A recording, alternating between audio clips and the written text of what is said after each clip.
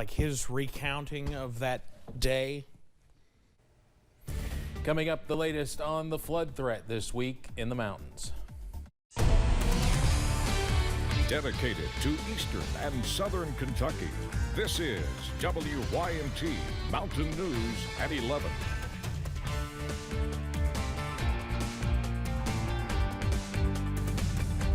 Good evening, I'm Steve Hensley. It could be a wild week of weather as a series of storm systems impact the state. The main threat right now appears to be flooding. Meteorologist Evan Hatter has the latest on this severe weather alert day. Evan? That's right, Steve. We've watched the flood watch continue for the area as we've gone through the evening hours. This kicks in later on tonight, running through tomorrow morning, and it is for just about everybody. The only exceptions being our far southeastern counties in East Tennessee and Southwest Virginia. But go ahead and act like you're under that flood watch, because I think the greatest threat is going to be in our southern sections over the next little bit. Doesn't mean we all can't see some rain, but the greatest threat for flooding will be in our southern and southwestern sections. Downtown Whitesburg, it's all quiet right now. Not yet quite seeing those raindrops falling yet, but they're on the way. We're in the middle and upper 50s. That's above normal for daytime highs this time of year, let alone 11 o'clock at night. We're in the mid 50s around the region, even upper 50s. Look at Monticello checking in at 58. Same thing up in Prestonsburg. It's a warm one. We're starting to see that first round of showers and even a few rumblers beginning to head in our direction. One just moved through the Bowling Green metro area, and those showers are working on into the mountains tonight. So we're down into the 50s as those showers look to increase later on tonight, and even more as we head into tomorrow. I'll have the latest coming up in just a few minutes. Steve? Evan, thank you. With the possibility of heavy rain this week, emergency personnel are urging eastern Kentuckians to be prepared in case of flooding. James East with the Hazard Police Department says creating an emergency kit with dry clothes, water, and flashlights to keep in your home or car is a good idea. And Perry County Emergency Management Director Jerry Stacy says keeping a radio on hand in case of outages is also helpful. Stacy adds that emergency personnel are prepared for any flooding that might come our way. Really happy with our preparation, and I think our county's ready to respond to whatever situation we run into this week. We also encourage you to download the WYMT News and Weather apps for the latest information. The death toll from the western Kentucky tornadoes in December has risen to 80. The Department of Public Health says that includes now a 33-year-old woman from Mayfield and her baby, who lived only 6 days. In Whitley County, state police say this man, Charles Durham, is charged with kidnapping, unlawful transaction with a minor, sexual abuse, and fourth-degree assault. They say he met an underage girl on Snapchat and took her to his house after meeting her at the end of her street. They say he held her there for 2 days and wouldn't let her leave. They say another girl was also there as well, but it's not clear if he will face more charges related to her. A ribbon-cutting ceremony was held today at the Knox County Courthouse. It was hosted by state and local leaders with Kinetic by Windstream. A 49-mile fiber broadband expansion is complete, giving around 5,000 local homes and businesses better internet service. Judge Executive Mike Mitchell says this is only the beginning. We want to see everyone with this service to have the capability, but you know, you have to start and build out. You can't go to the outside and build in, so I think we're on the right track here.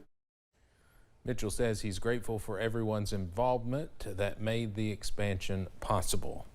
The Kentucky Power Economic Growth Grant Program was founded in 2016. Successful applicants from last year are now seeing a chunk of the $700,000 the program awards annually. WYMT's Zach Hawk has more on how that funding will keep money in your wallet and in your community. Kentucky Power officials say a strong community starts with jobs. If you think about bringing in 100 new jobs, well, that's 100 new families, paying taxes in our counties, and that helps the schools, that helps the counties, it helps the cities, and it's just an all-around better place for everyone. In addition to growing the tax base, more businesses mean stable rates for residential customers, but attracting jobs comes with costs. So these grants don't just help existing businesses grow, they help new businesses with any problems they may have getting open. Whatever that hindrance is to keep that company from coming, KPEG can sort of fill in that gap. One grant recipient is the Hazard Perry County Economic Development Alliance. It goes to funding for salary, for travel, recruitment, and the retention of overall economic development projects here in Hazard and Perry County. Covering the operating costs means this team can help fulfill the mission Kentucky Power wants to accomplish, growing a diverse economy in its 20 service counties. The benefit for Perry Countyans would be any diversity from with our economy that we can gain as a result of that. So, things in manufacturing, the technology sector. Kentucky Advanced Manufacturing Institute, Cedar Inc., and the Kentucky Association for Economic Development also received funding with this round of grants. In Hazard, Zach Hawk, WYMT Mountain News. The program is funded through a $1 surcharge each month from non-residential customers. Company stockholders then match those contributions. This weekend, the Somerset Police Department is helping with a food drive. The department is partnering with Speedway for the second annual Pack a Cruiser drive. It's happening this Saturday from 11 a.m. until 1 p.m. and donations will be taken at Speedway North in Somerset. All the donations are going to God's Food Pantry. You can also donate this week at the lobby of the Somerset Energy Center. Kentucky's COVID-19 cases continue to drop, hitting a record low not seen in months. Kentucky added only 969 new cases today and 21 new deaths. The positivity rate is now down to 12.74%. Governor Beshear says he's hopeful we'll continue to see cases drop as we head into spring. It looks like we may be able to have a really good spring and summer, and we certainly hope it holds for longer than that. But trying to be patient just in the next couple weeks to where you don't end up catching COVID and we don't end up with things like schools that can't be open for a couple of days because we just weren't patient enough for those next couple weeks to get where we need to be. This is really good news overall. Hospitalizations are also dropping. 76% of Kentuckians who are eligible are now vaccinated. School districts across the region are reassessing their COVID-19 mask mandate policies. For schools in the Big Sandy, some changes are already coming. The Pikeville Independent and Pike County school districts are moving to an optional but recommended mask policy, allowing families to decide whether they will continue mask wearing in schools. Both superintendents say their schools are just doing what they believe is best for the safety and well-being of staff and students. Pike County Superintendent Reed Atkins says the district waited until this week so a shipment of N95 masks would be available to continue supplying those who wish to mask up. Try to do some things to make sure that our employees are comfortable with the situation. We're offering N95 masks for employees that are uncomfortable with the lifting of the mask mandate. Officials with both districts say this was the right time to make the change, noting that the situation continues to be fluid and the districts reserve the right to return to mandatory masks if needed. Last week, we told you about the detection of the avian flu at a chicken farm in Fulton County. Now the pathogen is being detected in Long Island, New York. Samples from the flock were test confirmed at a USDA laboratory in Iowa. The USDA announced the confirmation on Saturday. The U.S. Centers for Disease Control says the recent detections do not present an immediate public health concern. No human cases of the virus have been detected in the U.S. It's not yet known if the flocks in New York have any ties to the ones that tested positive here in Kentucky.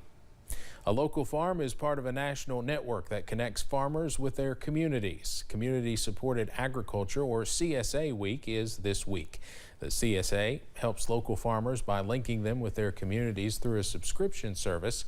People can sign up to get weekly vegetables and fruits from local farmer Maggie Bowling through the CSA. Bowling says it's a great opportunity for her and the community. So one of the great things about CSA is that throughout the entire season, your basket's really going to be different and you're really eating in time with the season of what's ready to harvest. To be part of the service, you must sign up before May. Bowling has 5 weekly pickup locations across the area.